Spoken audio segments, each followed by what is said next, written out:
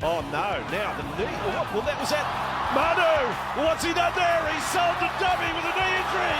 It's a fake knee injury. That is set up a try for Momirovski. It's the next tackle. He gets an offload. He goes back and gets the football. Probably feels a cramp coming on in the back of his calf. And then just takes off. Oh, what a beauty. So, you pick which has been the better moment. The bloke kicking the ball back from the traffic at the southern end, or Manu, the cramp, the fibber, and takes off to set up a try.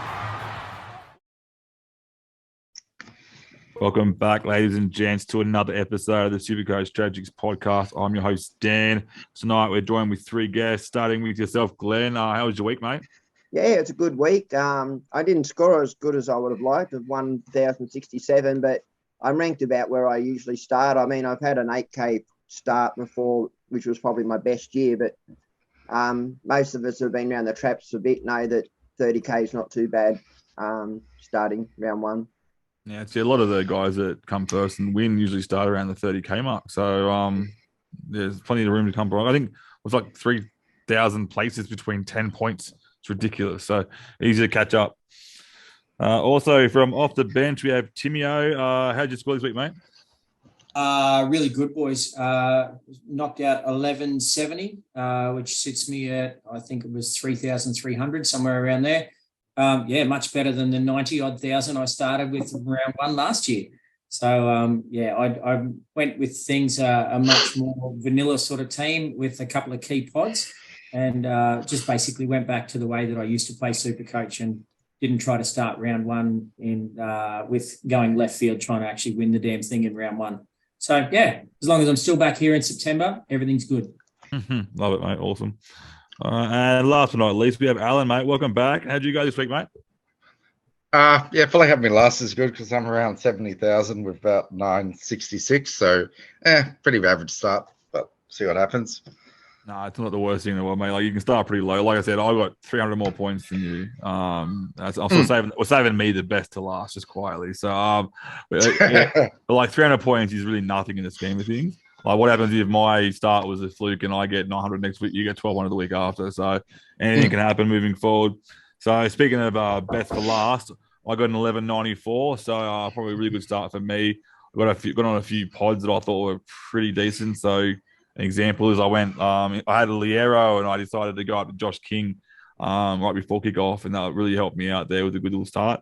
I'm very not confident he's going to do the same thing moving forward, but I'll take what I can when I get it. So You also captain Turbo, didn't you? yeah, Captain Turbo. That is insane. Like, yeah. I just want to comment on that. Weeks was on the bench. He's come back from 2 busted hamstrings, and you still captained him and got away with it. I'll tell you the decisions don't get rewarded in Supercoach. I can tell you right now though, the reason why I had a gut feeling, and I always go with my gut. And what I've been getting with Turbo, this vibe of Latrell. Latrell came back from America after his hammy got fixed, and he busted out at 99 first go. I was just getting these Latrell vibes coming to me, so I decided to go for it. And the other part was I had Tedesco initially, and I decided that Teddy often has that low score on the start of him, and I just wasn't sold on it, so I decided to trade Teddy out and bring in Latrell as well. So I made a couple of really right calls here at the last minute to really help me get a decent score. But we'll see how well that lasts this week. The fact that Turbo was starting, for me, was enough to own him. We all know what Turbo can do. I mean, I told anyone that would listen last year, Timmy, don't start Turbo at 1.2 million. But at 500K points per dollar, I mean, it made sense. And as you said, you took the risk, and it's one that can really pay off. Turbo is that one player who can really elevate. And those that took Garrick with him. Oh, yeah. You know. Beautiful. Yeah. All right, it's funny though. Obviously, that was round one. How many times throughout the off season, doing pods and everything else, did you tell people to go this way and go that way, and still not take your own advice? And then you look at it and you go, "You quit. Why did you not do what you said you would?" There was a few that went all right on the weekend, and that's the way that it goes. So sometimes your brain takes over and you go, no, that's stupid play. Why would you do that? My biggest thing was like we've said before with me starting Turbo last year, just that whole fear of history repeating itself and trying to go too far left was I'd be thinking, let's go this way, and then go, no one else is on that guy, so let's go with the pack. So, yeah, but no, you did really well, Dan. Well done, mate. Yeah, well, we were talking, I think, a couple of weeks back about the idea. And initially, there was one point there where I had Holmes and Garrick in my team at the same time. And I went Cobbo instead, which kind of hurt me a little bit. But the reason behind that was, I think, is a smart move still, because having Turbo, I got Tuolangi in my second row and Garrick all off in round 2. I just couldn't afford that, I don't think. So it was probably a smart choice, yeah. I bought Miller, and he wasn't scored right. I don't know if any of you saw that, but I'm telling you, he wasn't scored right. Rather a little word, nice little friendly nudge to Sangster there. I might give him a They've head had start that before, I next week. think, where players have got extra points like many rounds on or something. They have updated scores after a round's finished. They've done it twice to my memory, but they usually do it pretty much within the 24 hours of the whinging. Alrighty, guys, let's get started. We're going to talk about game 1, Panthers versus South. So we'll start with Penrith. Last week, played against the Bronx and went down. Glenn, mate, anyone else stand out in this game for you for the Panthers? So Sonny Luke, when he came on, looked fantastic. You know, he was creative around the ruck, and it's definitely what Panthers were missing. I thought Taruva was good, not great. I mean, he took a lot of runs up, so he does what the backs do normally for Penrith. So, yeah, I thought those two were good. I still didn't like Garner. I didn't think anything from Garner was good enough. Yeah, that's pretty much. And James Fisher-Harris was on a mission. He was out to hurt everybody. So that's the only ones I really saw that stood out to me, mate, from Panthers for Supercoach relevance. Yeah. Anyone that you're thinking there, Alan, for Panthers that you might want to bring in? Well, I didn't have him in my Supercoach. I have him in my draft side, which I traded with someone from Pappenhausen, was Liam Martin, who got about 80. So he could be a decent option. Yeah. Yeah, I find Liam Martin has a big score on him and then a very average score on him very, very often. So you get those attacking stats towards that try there for Crichton's try. So, but yeah, I think Liam Martin's very rocks and diamonds. But if you get him at the right time, you can get a sneaky little run there. So, Timmy O, mate, any other ones that you think might be a bit of a shout out? Yeah, look, I actually started with Harry Grant and Sonny Luke in my hookers. I knew that from all the reports, Sonny Luke was going to be a goer. And obviously, after they lost Appy, we saw how much of an impact Sonny Luke put on that field in the last 16 and a half minutes or whatever of game time that he got. There's only upwards for him. There's no way he's going to get that amount of minutes again, or that smaller amount of minutes, I should say. I would dare say worst case scenario this week, it'll be a 50-50 split with Kenny. And look, I think the sky's the limit for him. He could be the next Harry Grant or someone else similar. I'm not sure that's correct. Sorry, I just want to jump in. You might be right, Timmy, but can I just comment to that? I think that Mitch Kenny will play a fair bit against the Bunnies because it's going to be a very tough game for Penrith. But I do agree with you, Tim. I think that as the games start to reduce, as the season starts to progress, I think you're working way to 55, 60 minutes. I just think that versus the Bunnies, specifically that side, I think it's going to be a very tough game for Penrith. And I think Mitch Kenny will probably play a good portion of it. Yeah, that's my hunch. Yeah, there'll be a lot of wrestle there, I think, in the middle there. I think that's because of how good Rabbitohs are at those rucks, those fast play the ball, especially with Murray and Cook in there. Panthers are going to be doing that little lay down tackles and trying to be as slow as possible. And Kenny offers that quite well. But in saying that, they did have Kenny on the field for a little bit when Sonny was on there as well, defending in the middle. So I just think we're better in attack with him as a Panthers fan. Not even Supercoach wise. I think as a Panthers fan, we really want Sonny Luke on there for at least 40 minutes, I reckon. It could be right, actually, what you just said then and what Tim said, in the sense that they might move Kenny back, keep him on the field and bring Sonny in. I mean, it's possible. I just feel versus South, just my own gut doesn't make me just say my gut says to me, I think this particular one he'll play on, but I think from there going forward, I think you'll see Sonny start to air out. Yeah, definitely. Love it. Yeah. All right, and their opponents, guys, South Sydney, after a nice little win against the Cronulla Sharks there. Other than Latrell, I'll go start with you, Timmy. Anyone else stand out for you there, mate?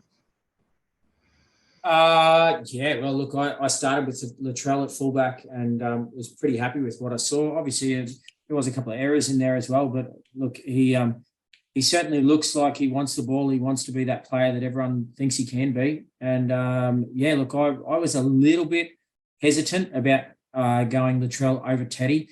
And there was a few times, especially even up till almost kickoff, that I sort of questioned Art about going back down to Teddy before their game. But yeah, look, I'm glad I went the way that I did. I think the Roosters are going to take a few weeks to click, and look, I think South could go on a bit of a run. Yeah, Alan, any other South Sydney players that you'd be eyeing off? I've got some ones on the bench. I've got Moali, who might get more minutes with all the injuries to Arrow and Totola, and Isaac Thompson, but that's when Tane Mill comes back. That's going to be obviously an issue if he stays in or if Mill goes to the bench like they're saying he is. Yeah, I totally agree. I think a lot of people might fall for that T-Cam trap, I think, as well. There might be a little sneaky trap there. Glenn, mate? Anyone else, mate? Yeah, it's quite a lot I actually like, mate. So one of the things that people need to keep in mind is Souths play round 13 and Souths don't have any buys leading up to round 13, which makes South players very attractive. So the ones that I find that are attractive are Campbell Graham. I thought he looked absolutely phenomenal. We know he's got the base, so he's someone you can get in early. I really like what I'm seeing from the Bunnies this year, as we all do. They play that up-tempo kind of game, which means lots of points, which means lots of Supercoach points. The other two that I think that people aren't talking about a lot are, so Damien Cook. There's a real I was going to start Cook and Grant, and I'm so annoyed I didn't. Cookie just looked on fire. Cameron Murray played extended minutes, so obviously he scored, I think he got 80 from 80 from just bait, somewhere around that number, which is phenomenal. But he won't play those minutes normally. He'll play around 55 minutes. They had two players go down. But the other one that I think is of interest is if you can't afford a Johnson or one of those expensive ones, it's Tass. I think Tass, no buy right up to 13, playing on that left edge outside Cody Walker and Latrell Mitchell. Yeah, I like Tass as well. And TK is a trap. But if Arrow stays down long enough, he still might make money. Yeah, Cheekham's definitely got the ability to get Supercoach points. It's just more whether he's in there for long enough. One person that I really, really like is Koala Matangi. He had a really good game as well. Looked really good. He looked dangerous every time he had the ball. So it was really good to watch that one. I had him in one of my drafts, which helped me out a fair bit. So how good would it be to have Olakawatu on the right and Kolo on the left for New South Wales? Good luck stopping that, Queensland. That's the thing. We got Hopgood.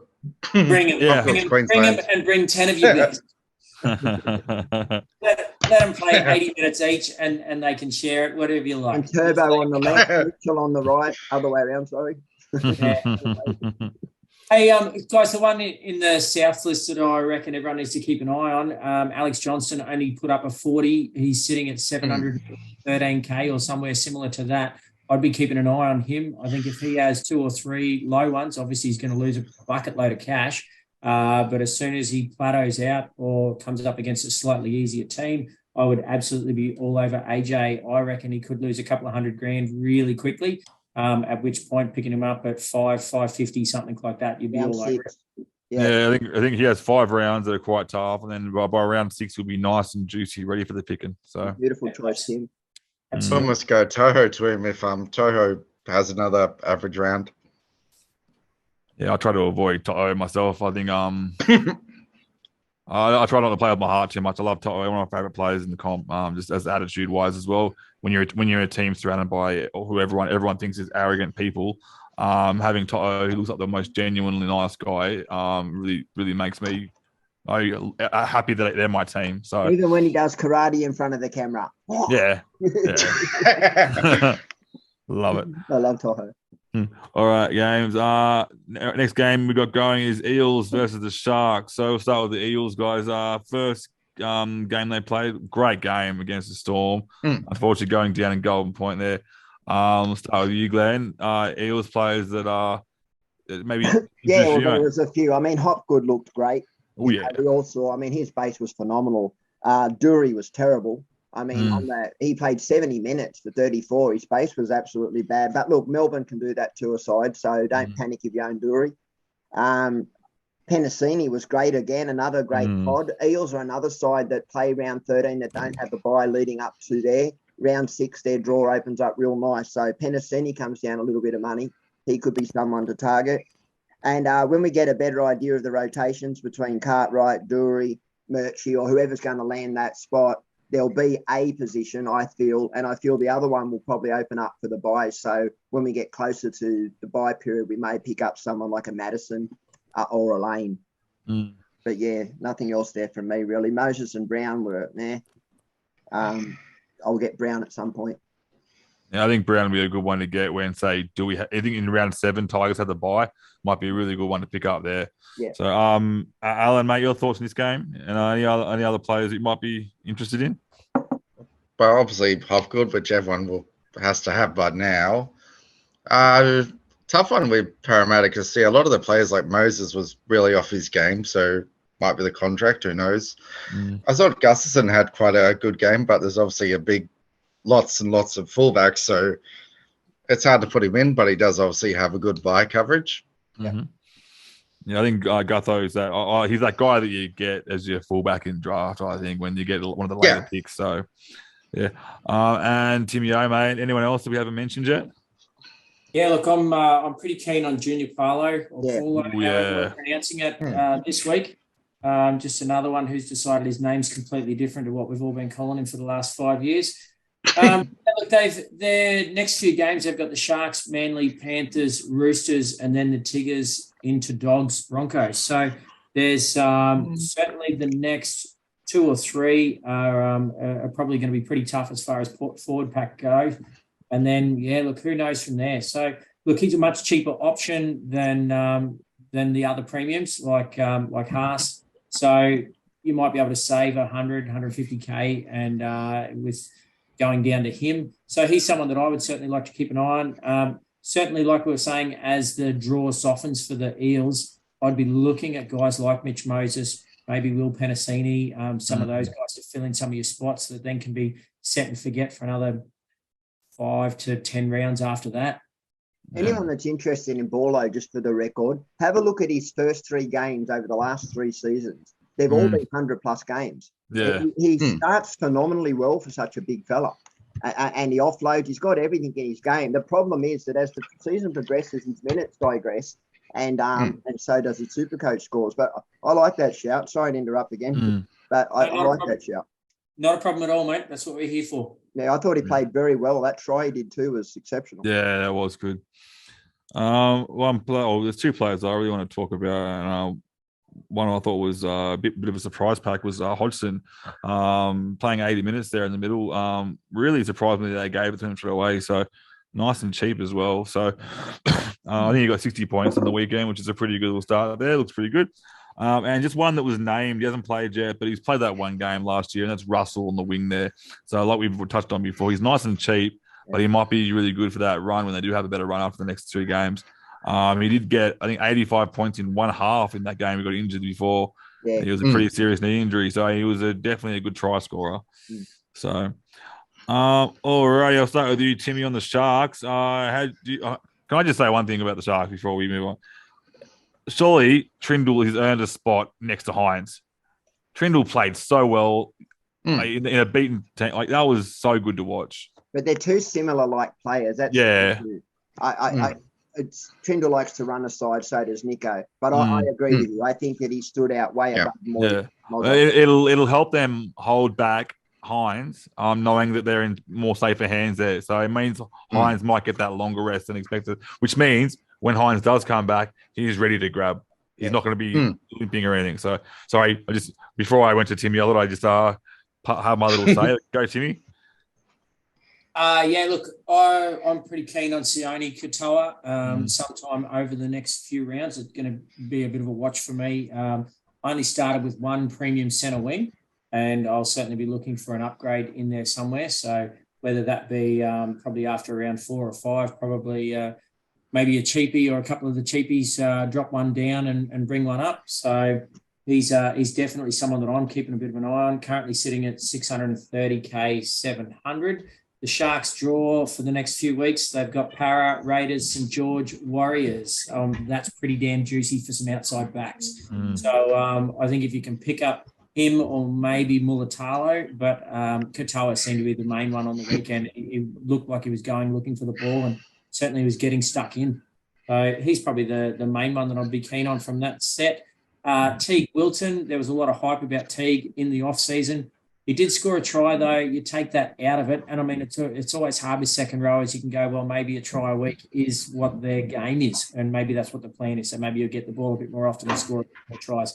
But outside of that, the guy looked, to be honest, not the greatest. As far as attack went, I wasn't overly impressed. But any time in round one, you're going to get the best part of 70 points out of a second rower. It can't be too bad for 500 or just under 500K. Mm-hmm. Like it. Alan, anyone else you haven't mentioned, mate? Oh, there's more like players that sort of were hyped but disappointed. Like Matalo got like I think 10 points. I know he almost had a try. Oh, 9. Yeah. Mm-hmm. So he's obviously a one to watch if his price drops.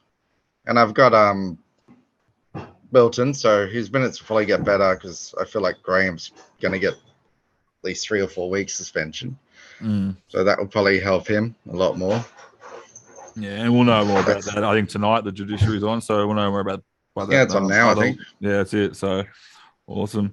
Glenn, anyone else here, mate, that we want to keep our eye on? Yeah, mate, there's a few. So I like the entire back line. I like Katoa, I like Mulatalo, I like Talakai, and I like Ramian. Yeah. So I'll be watching all of them as prices fluctuate. And if any of them bottom out, I'll be quite happy to jump on from that round after round 4.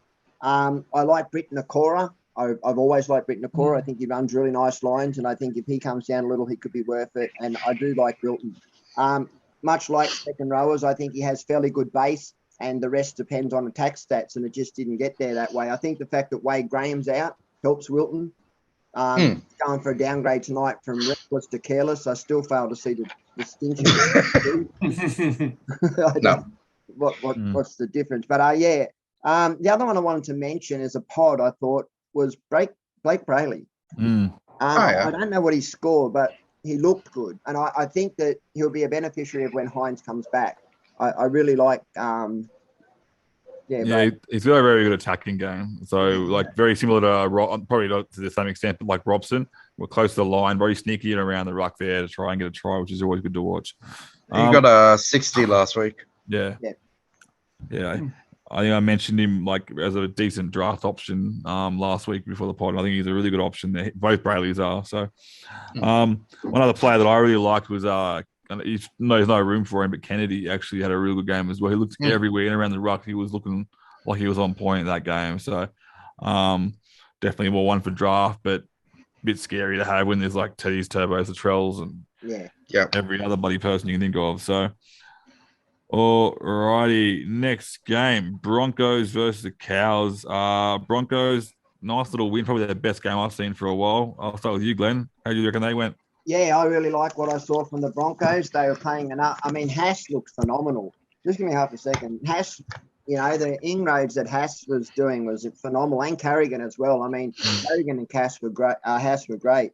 Let me just run through it. What I do like is Reece Walsh. I mean, we didn't see him play, but he's about to join back in the side. I'll be watching him very closely.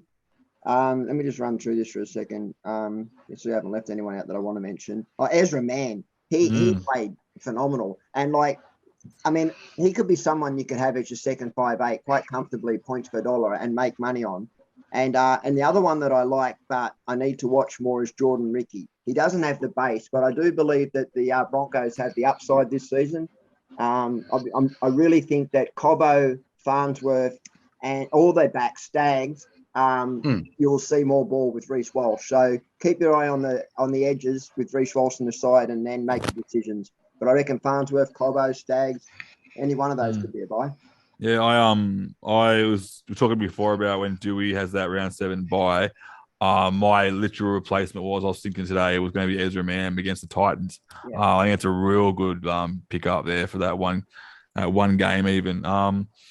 Anyone else, Alan, that you think you had a good game?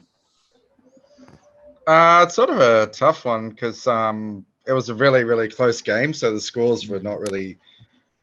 Obviously, Farnsworth scored 2 tries. So if he could do that every week, then he'll be a good pickup before he goes to the Dolphins. Reynolds was pretty good in half, but he's usually not really that good Supercoach wise. And I've got Cobbo, so hopefully he plays better now that he's not fullback. So see what happens there. Yeah, I was expecting Cobbo to have a bad score last week that was the risk I took, knowing that he's got this run moving on. This run from now on in is going to be a good run from home game. So that's why, even though he got bugger all points, I expected it. So, Alan, Timmy, anyone else, mate, that you're the Broncos man here, so I'm sure you can go dive nice and deep into it. Mate, I've got Haas, I've got Carrigan, started with them. Love them. They were the base of my forward pack for my Supercoach team. I spruiked Herbie Farnworth a fair bit through the off-season when everyone was talking about going Cobbo or Katoni Staggs. And yeah, look, before Farnworth got injured last season, he looked fantastic and they kept going left all the time. So I think at that left side is going to be their side that's going to be on the money. And I think once Reece Walsh is fit as well, I think that's probably only going to give more points out that left-hand side myself. So, look, I'm all for Herbie. It's a massive loss that we're going to lose him to the Dolphins. My understanding was when he actually signed on or when he re-signed early last season and went another 12 months, the condition was that he was going to play fullback. I think then when we brought in Reece Walsh, that was a bit of a kick in the balls for young Herbie, unfortunately. I got a lot of time for him. I'm a crazy Manchester United fan, and Herbie spent a fair bit of time of his youth in the Manchester United Academy. So I expect at some stage, if the kickers go down, he will absolutely be in there having a crack at that as well. So the sky's the limit for Herbie. I think he could end up being anything in the game of rugby league. Wouldn't surprise me if he finds his way in the Hearts at some stage as well, but that'll be a few years down the track. Outside of that, I think Oates is always, when they go on a run of games or when they get some of those easier games, I think Corey Oates is always a great shot if you can get him at the right time. So probably round 5, round 6 onwards, he might be worth a shout, especially if he drops a few bucks between now and then. Kurt Capewell things. He makes a million tackles and that's about what he does. He pumped out 34 in base on the weekend and that was sort of about it. It's going to be interesting to see what sort of minutes Marty Tapau gets in that forward pack going forwards and whether he takes any off Haas or Carrigan. But I think both of those boys will probably play 65 plus or close to it. But yeah, the main aims, I think you're mad if you're not looking at Haas and Carrigan. And just quickly, the Broncos also play round 13 bye and have no byes up until round 13. So that's another one of them where if you grab a Broncos player, they're safe. You can just lock them in right up to the bye. I was always a bit. I got Haas. I started with Haas, and I'm looking at that forward bench, and I was in my head. I'm like that. The minutes are so like they're forward pack. Besides Jensen, you got Tapau and Flegler and Palisade there. That's a lot of big boppers in the front there. And I was like, surely they can't take away from Haas. And they didn't, which is great. But now you got to think like Tapau. He can get big minutes too if he wanted to. Well, he's an impact player, like 20 for him. So I don't think he'll take much off Haas. Haas should run 60, 65 most games, and I think Carrigan will too. Marty's more of an impact player nowadays. He's sort of lost that zest for minutes. Yeah, but like in saying that, like I was more just kind of giving kudos to the quality of that bench. Yeah, it is a quality, and Corey Pakes did a great job coming on as well. Really good job there. So I really like this bench. This is a team. It might, if they can hold it together, they're going to be a lot better this year. So it is a good bench. Yes, awesome. Awesome. All right, so Cowboys, nice little win against Canberra. I'll start with you, Timmy O. How many Cowboys did you have on your team? And even be nice? And were any of them nice to you? Yeah, look, it's interesting. Most of the season, the preseason, I had 5 or 6 Cowboys, and then in the end, I don't think I actually started with any. I was really keen on Drinkwater throughout the off season. I had him and Turbo for most of it. I had Cotter in there. I had Nanai at times, but yeah, Cotter was the main one that I was most keen on. Knocked out 63.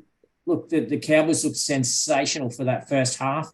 I had to go out and do something. I can't remember what it was, but I missed the whole second half of footy and then flicked on and went, holy shit, that's what the final score was. I thought this was nil when I finished watching it. But Yeah, look, I'm still really keen on Cotter. Sorry, the only Cowboy I do have is Val Holmes, and I think he's just going to tick along just nicely. I'm going to keep a bit of an eye on Val, though, before price changes. If he's going to lose cash, I will probably go the sideways trade straight over to Garrick and bank that. Obviously, Garrick has his week off this week with the bye, so I will be absolutely keeping an eye on that and think that could be a good way to go there. I think Val will hold that back line together and score plenty of super coach points. But if he's going to lose some coin, I think he's one that you could look at a sideways trade to another gun in there. Mm-hmm. I know there was a lot of hype for Cohen Hess in the offseason as well, thinking he was going to get big minutes. Not thoroughly convinced myself. And, Nanai had the worst game that he'd had since basically the start of last season, which was really disappointing. A lot of people were on him and were really keen. I think he's going to be a bit of a flat track bully and he'll score plenty more tries off those kicks. But outside of that, that just showed you how low he can score if he's not scoring tries. Mm-hmm. That's it. Any other thoughts there, Alan? I've got Drinkwater just because of the bye coverage pod, and he scored like his points pretty much in just the first half. And the other one I'm keeping an eye on because he always seems to be involved is Dearden. I know he didn't have much of a game, but he gets involved a lot with Townsend and Drinkwater. They seem to be the main ones that set up all the tries. And the other one was Reece Robson. He was pretty good at hooker, like another option to go with Grant if you wanted someone that play both the big buys. Yeah, definitely like Robson. I think it might be a nice little sneaky pick up when Graham will drop off the bench. So yeah, Glenn. Yeah, I've got Valentine Holmes too, and I couldn't make my decision between Cotter and Tarpany, and I ended up going Tarpany, and I'm annoyed because after I watched that game, I mean, the Cowboys played a very fast-paced first half, didn't they? And then they sort of fell away in the second. But the ones of interest, so I think Tamalalo could be interesting because they play the round by 13 by as well, and he can't play Origin. So he could be one to watch points per dollar as he drops. Nanai and Hess were terrible. Robson, I don't really like him as a super coach option. In fact, I don't really like anyone other than Dearden, Holmes, Drinkwater, and that's it. And Cotto, of course. Yeah, not very cool. I only had Holmes in my team, but I was just a bit I was a bit cautious with the Cowboys just because of the heat up there, and I thought they'd never know, so I was right to do so. And even Holmes did all right, nothing special, but he started off better than he did last season, so it's always promising. So we know what he can do. Murray Tuolangi would be the only one I'd be looking at 578K. I think it's only a matter of time before he scores a ton and it'll be a big one. I think he will be, Kyle Felt traditionally has always been a really good try scorer. I think they'll go Tuolangi's side a little bit more. But if he bags a hat trick, he could be anything. Yeah. All right, guys. Next game, Sydney City versus the Warriors. So we'll start with the Roosters. So Glenn, what did you like of this one? Anyone that you're showing any interest in here? Yeah, I'd like to go down to see Trent Robinson punch him straight in the face. Is that allowed? Everything gone red and it didn't work. I laid it up on Dolphins. So I had Egan Butcher and Nat Butcher, and they didn't disappoint me. Egan Butcher got sent off and still got a fairly decent score, considering he went off and that's 10 minutes less or 15 minutes less he played in the game as well. So I really like the Butcher boys. Smith just looked like a mess. I mean, they played a very fast game up the middle and it struggled, the Roosters. But, there's a few there that are obviously worth looking at. Tedesco, Tupou, Sawali are always good. Swarker. I'll tell you who did stand out to me and could even be a great option to buy this round, even with the buy, is Collins. So what's happened is Lodge has gone down. Collins at 400K, points per dollar could make you a lot of money. I'd be looking at him possibly after they have their first buy. But if you're looking for a solid forward, but I really like Nat Butcher. I thought Nat Butcher looked really good. Yeah. The Butcher boys did pretty good considering everything happened there. So we'll go with Alan. Anyone else there, mate, that stood out to you? Not really. They had a pretty average game, and Supercoach score-wise, no one really scored big points except for Collins and obviously Nat Butcher. So they're hopefully Teddy fires up again against Warriors. I think he would, and Smith, I'm just waiting to see how he goes in the second game to see if I get rid of him or not. Yeah, fair call. Timmy O. I think you got off. Look, I was at the game, and it was a fantastic atmosphere. It was a great game to be at. Al was there as well. But yeah, look, it's the Roosters are a bit of an interesting one. They seem to just really not gel on the weekend. They look like that whole old saying about a team of legends, not a legendary team type scenario. They just look like they're all out there to play their own thing. The communication seemed real flash. Even other things like some of the stuff that you normally see, the communication on the field, it looked a bit average at times as well. I know there was a particular bomb that Teddy, you could hear him plain as day yell out mine, and then like three of them all sort of converged in towards the ball. So just simple things like that. Obviously, it's early in the season and they'll work on that, which the plus is that they'll click at some stage and they'll certainly go on a run. So, yeah, look, I mean, you could toss a coin. You could take any of the Roosters team. You've just got to have the right player for the right amount of money that's in there. I think the Roosters will play much better. I agree with Lindsay Collins as a shout for forwards. I did have him at certain stages very early in the off season. I think when the game first went live, I think it was one of my front rowers in. I still liked Egan Butcher, the fact that he obviously lost 10 points for a sin bin and was off for 10 minutes plus. Look, you can probably add another 20 plus points in there and yeah, at that stage, I think the time that he went off was when Roosters at stages started looking all right. So, look, Suali's obviously one to keep an eye on. He'll lose some coin more than likely unless he goes really big over the next couple of weeks. Same with Teddy, obviously. Is there a world where, with the bye coming up, is there a world where you would trade Teddy out? Probably not till after this week of the Warriors. But is there a world where you would look at trading him out to try and save some coin? Can I just add something on the Roosters, Dan? One of the things that I've always liked about the Roosters, and I think is one of their strengths, is their benches. And I don't know what they were thinking with that bench, but that bench was just, I mean, often you see the Roosters take their players off and the players that come on are of equal value, but the bench that they had, I mean, I can't even remember who it was, but I know they had a back on there and Hutchison. I think they had two backs, didn't they? They had Allen, Hutchison. Yeah, Allen, that's who it was. Allen and I just want to say that the side that they're pumping out this week looks a much more. Turpin, I think, was the other one. They got Manu. Yeah, it was White, May, Drew Hutchison. Drew Hutchison moved onto the field and someone came on for him. Allen. Turpin. Yeah, Allen and Turpin. Yeah. Yeah, that's who it was, Turpin. Thank you, Dan. Graham got 4 weeks. Unsuccessful. Yeah, he was never reckless. No. He was never going to win that. No. No. His feet left the ground. That's it. Yep. One thing I will say, because I was a Teddy Death Rider, and that first half, Teddy looked scary. He did. Okay, so it was when the Roosters started losing it in that second half that I was feeling a lot safer. Teddy looked bloody scary. So all those people trying to sell him now, I think they're crazy because he's got the Warriors this week in Sydney. He can get 150 points next week, and I'm scared of him not owning him this week. So yes, I agree. Yeah. Awesome. All right. So next game, I'll start with you, Timmy. The Warriors, mate. Had a win against Newcastle. What are your thoughts here?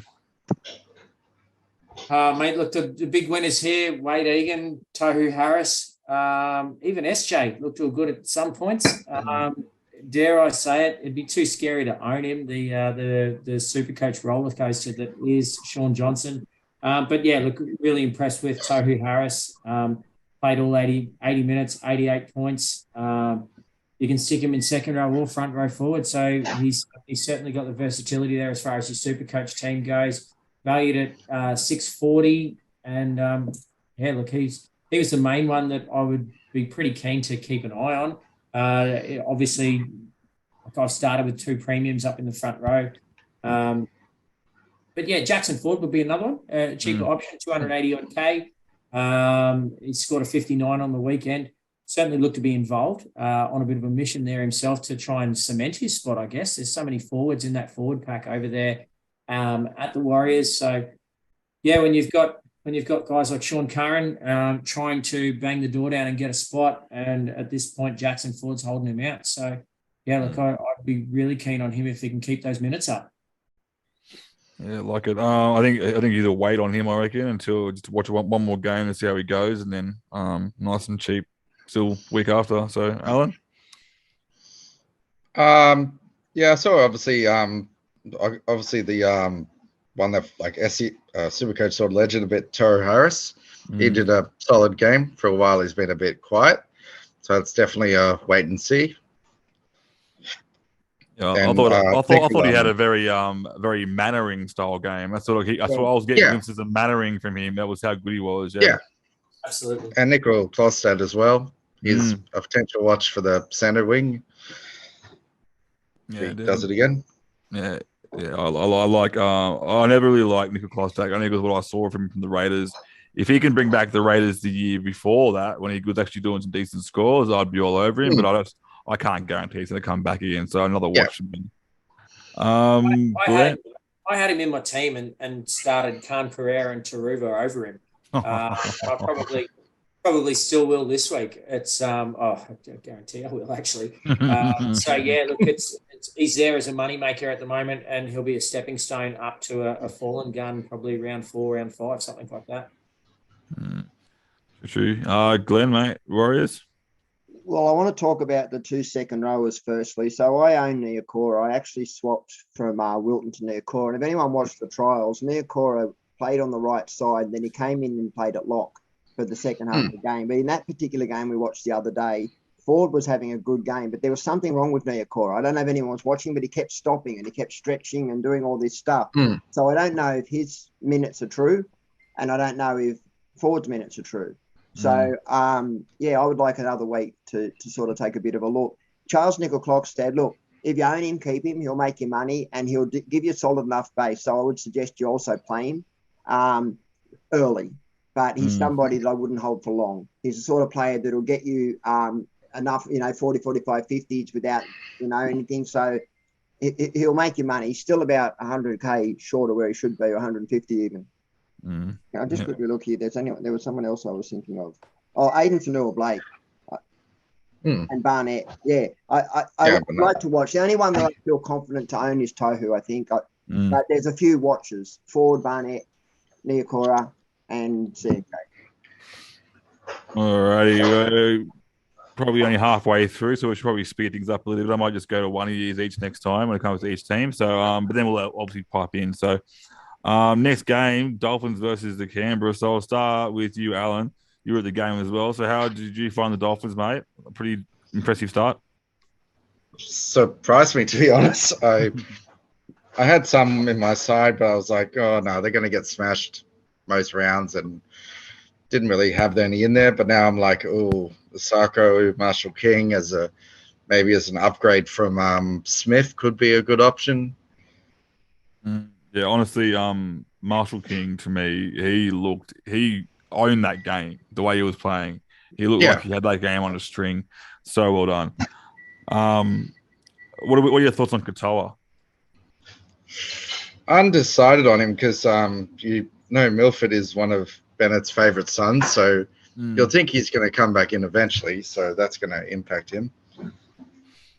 Yeah, I think I thought he actually played okay, but a bit nervous at the start. I think he's going to have a very Ezra-style running game. I like that a bit more, a step at the line there. And one other person that I really thought shined really well in that game was Asako. He had a cracker of a game.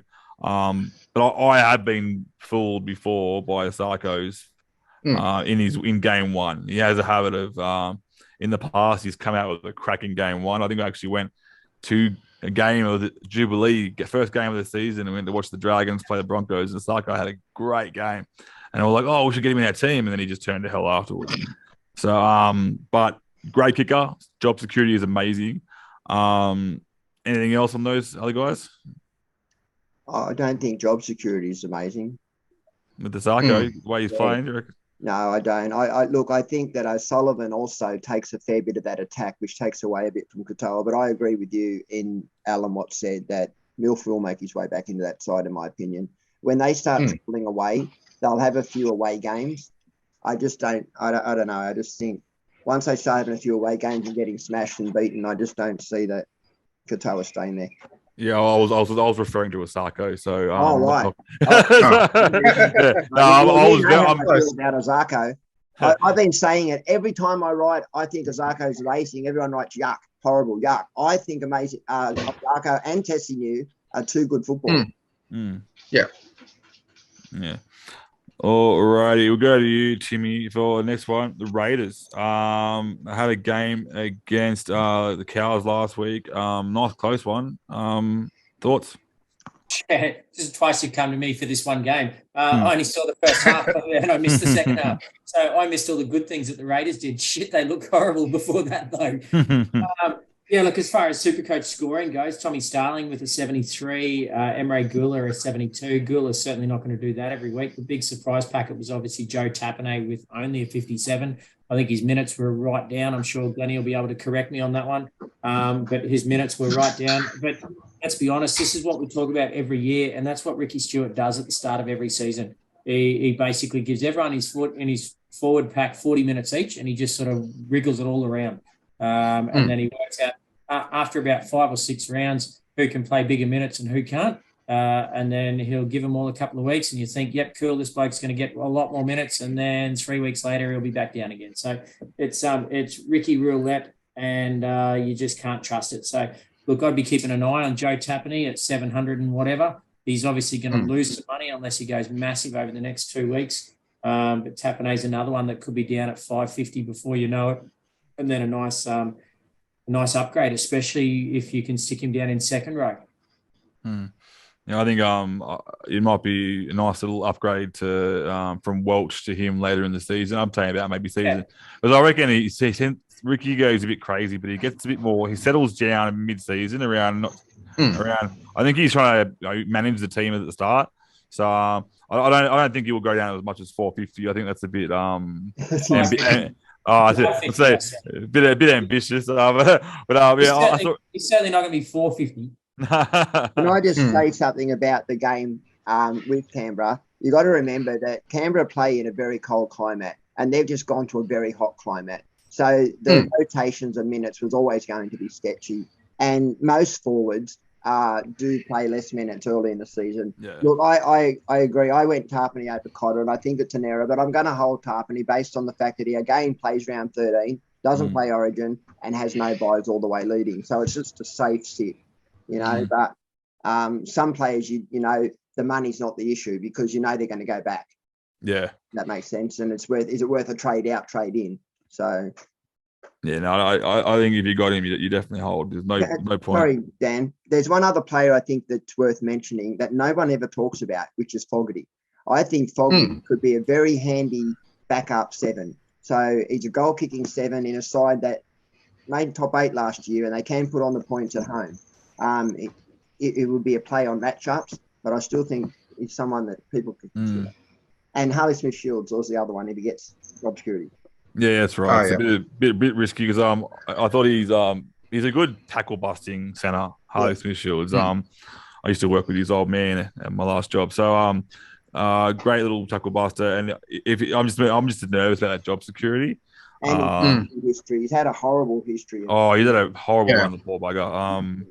Yeah, but he looks strong. Looked like he wasn't even scared of anything in the game. It was really good to watch him actually have a crack. So.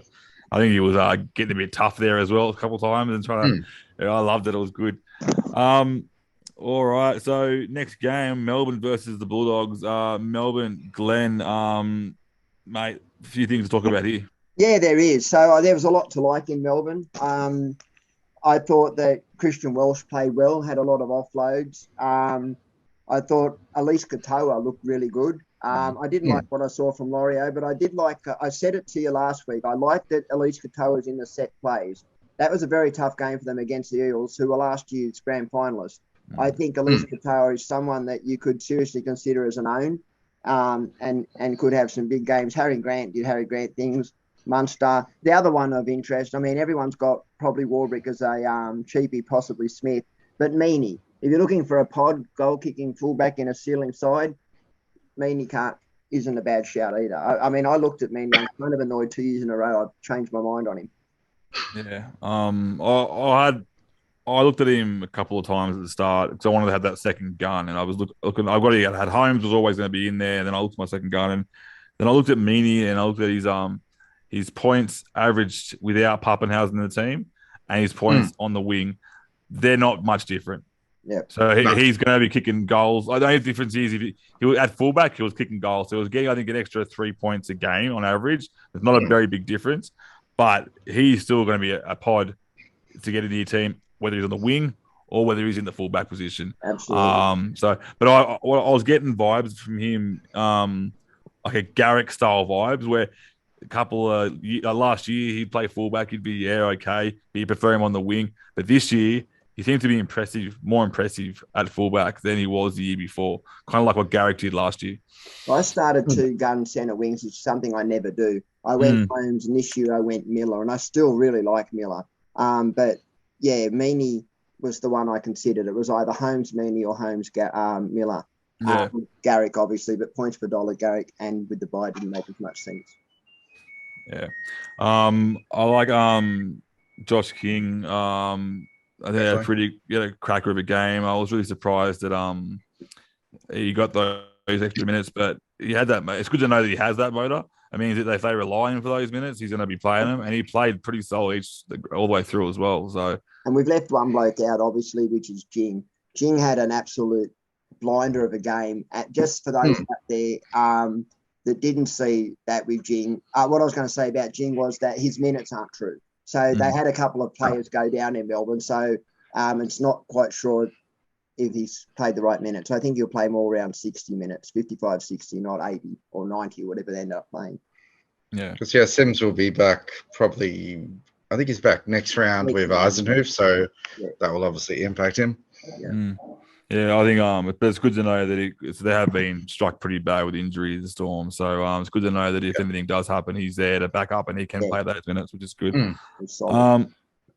Awesome. And what do we think of Hughes, Glenn? He's in my side because with Pappenhausen out, but now with Munster out, he's going to, probably hopefully take control. He got 43, so it didn't do that much. So he's definitely one I'm going to keep on my team, depending how he goes.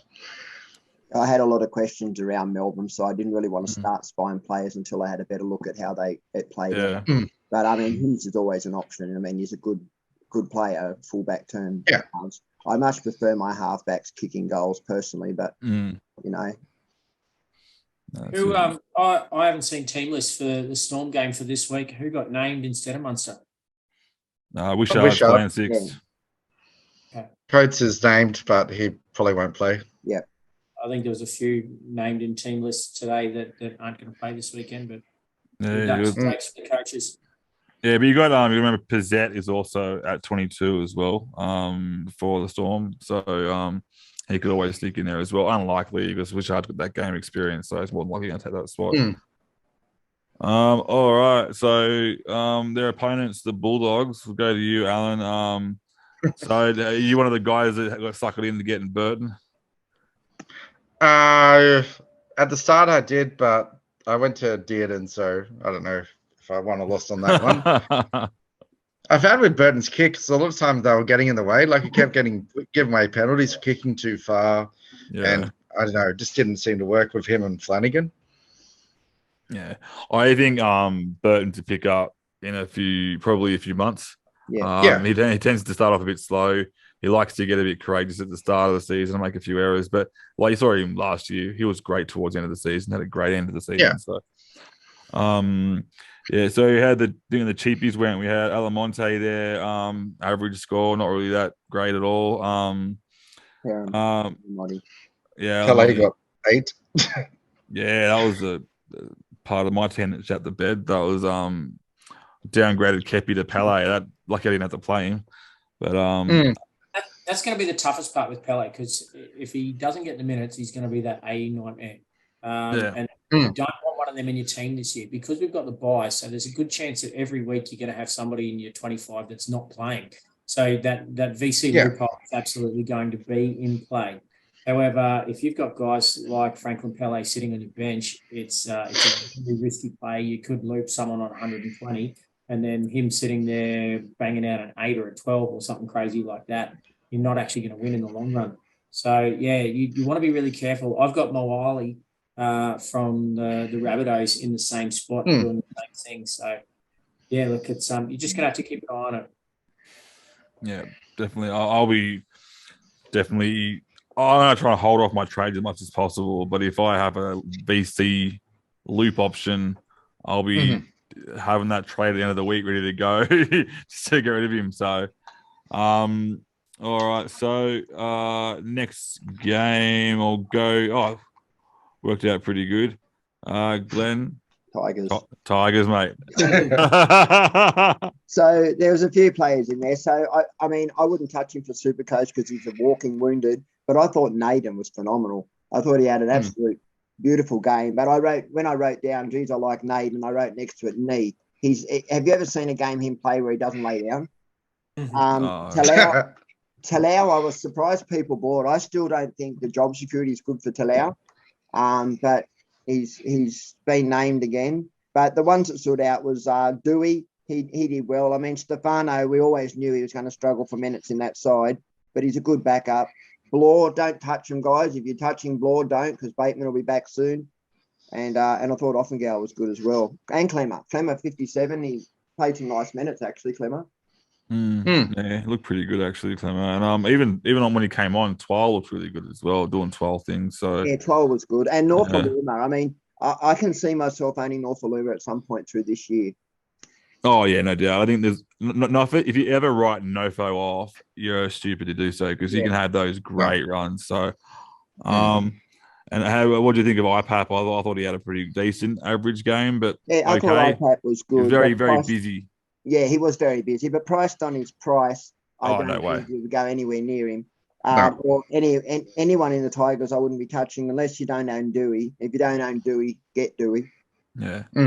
Everything happened around him. Like he saw the game was on the line and he decided he had to take it on himself. And then he sets up those 2 tries. He scored 1 and set the other one up himself. He just owns that game. Yeah. So,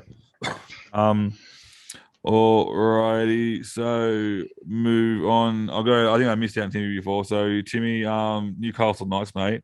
Anyone here that really stood out for you? Yeah, look, I started with Ponga as a pod in 5/8. And was one I was really keen on and very keen to keep it very quiet. Look, he banged out a 72. Obviously had his HIA issue, came off with 16 minutes to go or whatever the hell it was, 12 minutes, but was looking really heavily involved at that point. So he could have been, especially in that time of the game where they really needed to score points, he was trying really hard to take control of it and trying to make things happen. So I got no doubt had he stayed on for that other 12 minutes, then he probably would have created something, could have been somewhere in the vicinity of a 100-point game. So, yeah, look, I'm really keen on Ponga. Suggested him to a couple of the off-the-bench boys today with them trying to look for a Munster alternative with him being out for the next 3 to 4 weeks. So, yeah, look, I can't steer anyone away from Ponga. Daniel Saifiti was almost disappointing, only getting a 52. There was obviously a lot of hype with him as a preference over guys like Payne Haas and some of the others, people saying that he was undervalued. I definitely think he's undervalued, but I'm not convinced that Daniel Saifiti is the player that he was 2 years ago playing for New South Wales. Lachlan Fitzgibbon, he's sort of there or thereabouts when he gets the time. The issue with Fitzy is that just that job security issue. Mind you, now that Barnett's gone, you'd like to think that Fitzy's job is pretty safe. However, Adam Elliott didn't get a lot of minutes, and I think he certainly deserves them. I think he could be the best part of an 80-minute player when the season progresses. But yeah, it's a bit tough because you don't know where Kurt Mann's going to really fall. There's just a lot of moving parts in that Newcastle Knights team, and there's not really anyone screaming big minutes there yet. So it's a little bit too early to tell with their forward pack. Even some of their backs, like we've got Marju, it's on the extended bench this week, and you just don't really know where he's going to fit. But if they need to score points, I've got no doubt he needs to be there. Yeah, perfect. Cool. All right. So final game of the week. Before you finish, there's a couple of players there I think that people haven't mentioned that you've got to at least look at. Lockie Miller, playing fullback, available at centre. I mean, he's priced at a good price point, but his base is actually really good for a fullback. The other one I want to quickly mention is Bradman Best. I think Bradman Best at his price point and that draw could actually be a really good run. Yeah, I think. I thought sorry. Yeah. There you go, mate. I thought Hastings was quite involved. His score didn't really show it, but he's a potential pod option. I'm not sure on when the Knights buys are, but he seemed pretty involved. Yeah, and he's dual, which makes him good. Yeah. I think, like Glenn just said, that their draw is actually really nice. They're over the next few weeks, so they've got the Tigers, the Dolphins, Raiders, Manly, Warriors up until round 6 or the end of round 6. So, I mean, there's certainly plenty of points potential there for Supercoach with the Newcastle Knights, which is exactly why I went Ponga. I just need him to stay on the field and not get HIA hooked. But there's certainly the games that they've got there to play. There's plenty of points there for their forwards as well as their backs. I do like the shout that Glenn had with Lockie Miller. He seemed to be involved. I think he will score points throughout the season this year. And he'll obviously get more familiar with that position, obviously coming from the rugby sevens into playing full-time fullback now at the Knights. I think he'll do really well. And if Hastings goes down, for me, Ponga's an instant buy. Yeah, kicking goals. Yeah. I mean, he's a buy now. I really like Ponga, but you add the goal kicking to that, and he's almost a must. Yeah, of course. Alrighty, so this is our first team list Tuesday for the Dragons. So we'll go through the entire team, guys. So they obviously didn't play last week. So number 1, we have Sloan fighting his way to keep that spot. Number 1 there with Thangai and Robalawa on the wings. Sully and Lomax center. Sullivan partnering Ben Hunt in the halves. Bird playing lock with Ben Murdoch-Masila at number 11 and Sewer at the other second row spot. Francis Molo at number 8 and Laurie at 10 with Mbai getting that number 9 spot. Little on the bench with Musgrove, Couchman, and also Molo. So we'll go to you, Glenn. Thoughts on this team and how is this any surprises here? No, I don't. No surprises for me. I don't like the Dragons at all this year. I think they're a bottom 4 side. I think the good thing about the Dragons is that if you're looking for a captain each week, do it versus the Dragons. Could be a good chance. The player of interest for me there is possibly Ben Murdoch-Masila. He has never been Supercoach relevant for me in the past. Injuries, fitness, there's a whole lot of things. But he's been offloading. So based on his price point, he's at least a watch. And Sloan maybe. Yeah, Sloan, you just never know what Sloan's going to turn up. Or his job security, he got punted last year. Well, considering we've got Mbai at hooker, for a fact Mbai can easily go to fullback, and we've got Little on the bench there ready to go. So, yeah, I'm a bit nervous about that Sloan there. So, but to keep an eye on him, see what happens. And we'll go to you, Alan. The Titans, mate. What'd you like about the Titans? They haven't played like that for quite a while. Obviously, Fafita was heavily involved, so I thought he did well. Obviously, Basama Larry and Foreign. So it's going to be a bit interesting this week without Foreign and Sexton. I think is coming in for Foreign, so I don't think he'll play. So that could impact Fafita, and obviously the Khan Pereira. He obviously didn't do much, so he's got a good opportunity to probably get a hat trick this week. So he's probably worth playing over someone like Warbrick, maybe. Even though he's very, very highly owned, he might be a pod play. He actually may be that pod play. Well, he made he only made 8 points. So there's a lot of people have actually traded him out. So yeah, it's just stupid. It's not like he's losing any money. So what did Stimson score? Do you know, Dan? It was like 38. I had a look before. So I think Stimson, I think Stimson being there really, really helps Fafita because Firma is that guy that demands the ball, and I think Stimson not so much. He's kind of knows his place, I think. I think that really helped Fafita a lot. One player in that side that nobody's talking about, and look, I get it, he's 700k. But Tino Fasuamiasale, or have you say his name? Tino. Tino Fasuamiasale. Thank you. Yeah. Anyway, him. I actually think Ty has him as one of the leading, as the leading front rower this year. And I don't think he's far off. I think Tino, Cotter, and Carpeny are all great purchases. So if you're looking for a pod anyway, Tino should be the play when he comes down a little. Yeah, I think he had a rough start. I'm not sure how big his score was. I had him on my drafts. Wasn't the best score. 38. Yeah. Yeah, not much. 38. Forwards notoriously score slow. Yeah. Start of the season. So don't I think anyone in your front rows. I'm pretty sure he started like this last year too, Yeah. from memory. So you know that I think in about around 3 or 4, he's going to start kicking in and start going pretty good again. So might get down nice and cheap for everyone to grab one. Hope so. Just going off that, the Titans draw over the next 6 rounds. So St. George, Storm, Cowboys, St. George again in round 6, Broncos 7, Dolphins round 8. So a pretty tasty draw there, especially probably for their outside backs. I'd be keeping an eye on AJ Brimson if you're looking for a bit of a pod with Munster going down. He could be a sneaky pod in there at 5'8". So yeah, I'll be watching that one.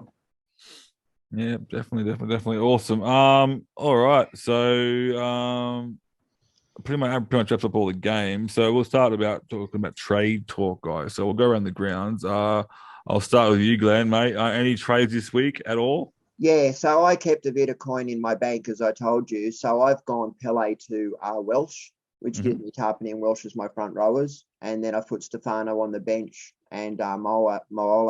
The only other one that I'm considering is I have enough money to take Neokora to Jing, or I'm just short to get to Wilton, or take him down to Ford. I might just run the gauntlet with him and just let him sit on my bench another week and have another look at Ford and Neokora. So, yeah, probably just the one trade, Dano, for me, mate. Yeah, awesome. Alan, making any trades this week, mate? I'm still umming over Smith to Luke. And the other one I'm looking at, just based on there's obviously a buy soon and he hasn't been playing well, Toho to maybe something like Meany.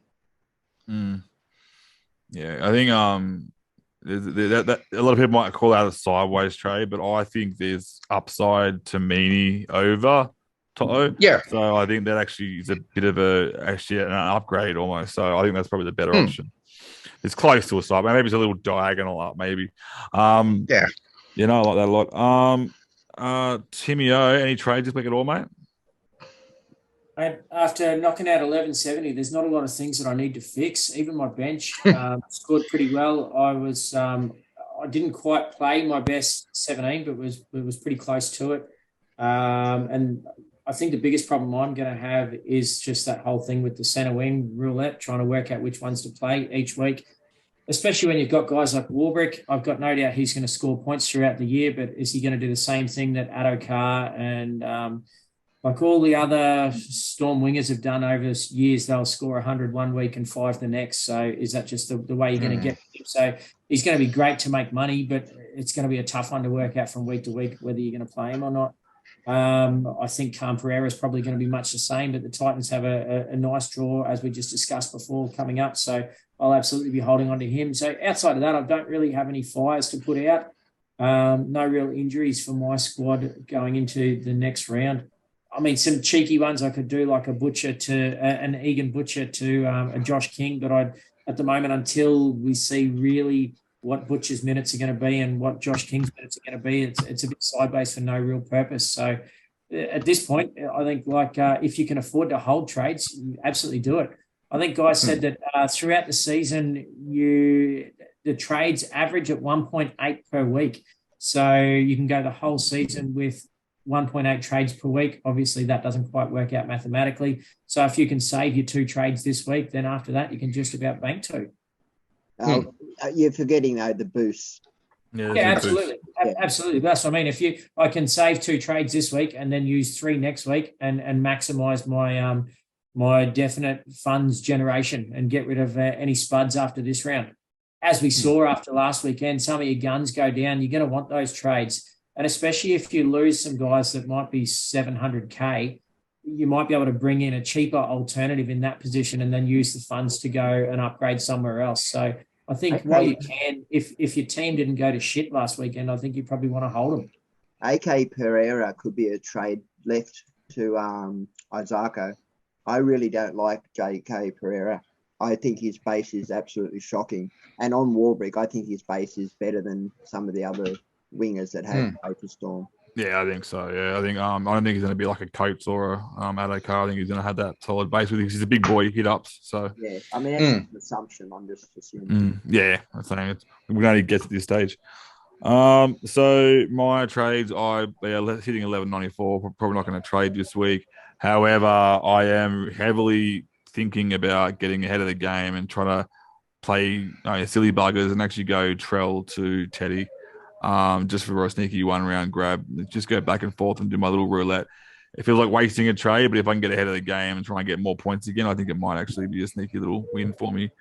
But other than that, I'm pretty happy with my team. I got everyone else. I'm happy to wait a week, and I'm just nervous on the PCL potential injury for Latrell, whether he comes on and he's holding his leg and off the field. You never know. So I might, run the gauntlet, but we'll see how we go.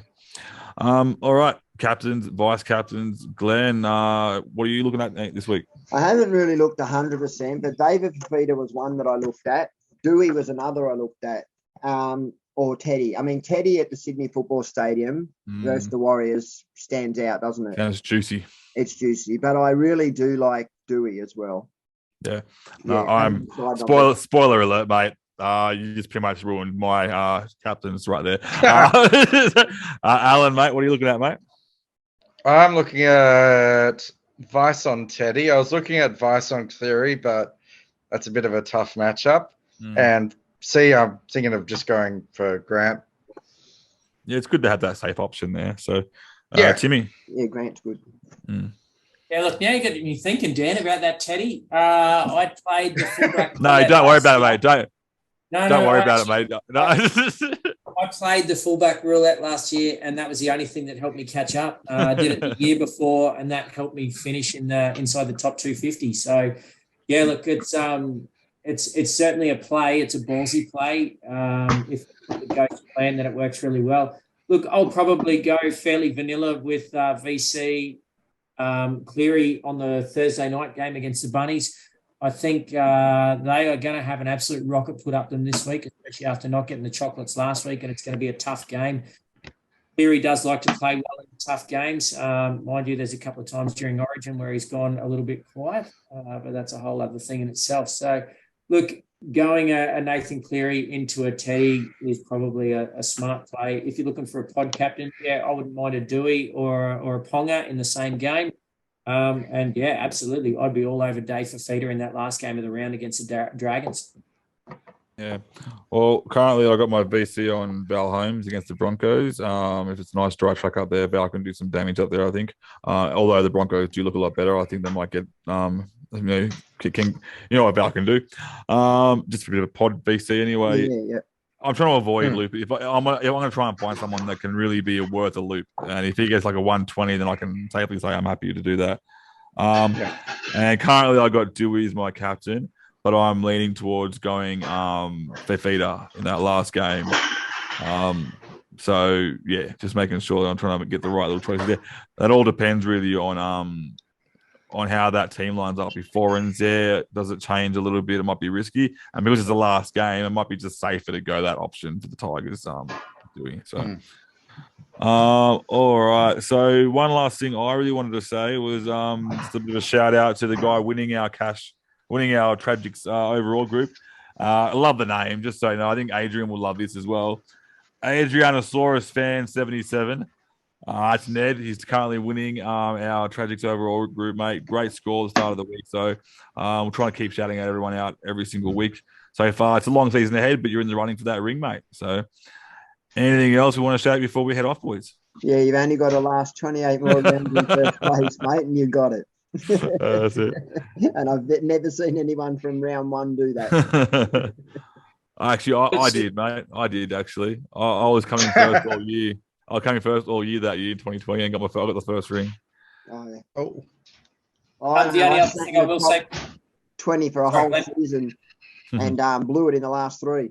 I think we've all had those moments. I've finished 1,021 or something like that after being in the top 500 for most of the season, and then just ran out of trades and couldn't get Turbo in. This was about 4 years ago.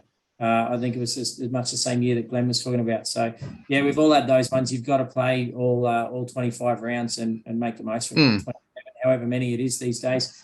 If you boys don't mind me giving our own podcast a bit of a plug, the new Off the Bench podcast, make sure if you're not involved, get in. We've got our Facebook page, NRL Supercoach Off the Bench. And, we'll be doing another pod between now and Thursday night. But generally our Sunday night post-round podcast is what we're aiming for. So, if you haven't checked us out, NRL Supercoach Off the Bench on Facebook. And, keep an eye on YouTube as well for our podcast. Oh, I love it, boys. Yeah, awesome. Sounds good. All right, guys. Thanks for tuning in this week, and we'll see you again next week. And I hope you all get some good scores this week. Peace out. See you later, guys. So you want to be a champion? Oh, no. Now the knee. Well, that was it. Manu, what's he done there? He sold the dummy with a knee injury. It's a fake knee injury.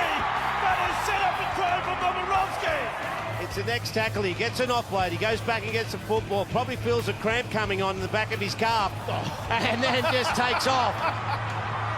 Oh, what a beauty. So, you pick which has been the better moment. The bloke kicking the ball back from the traffic at the southern end, or Manu, the cramp, the fibber, and takes off to set up a try.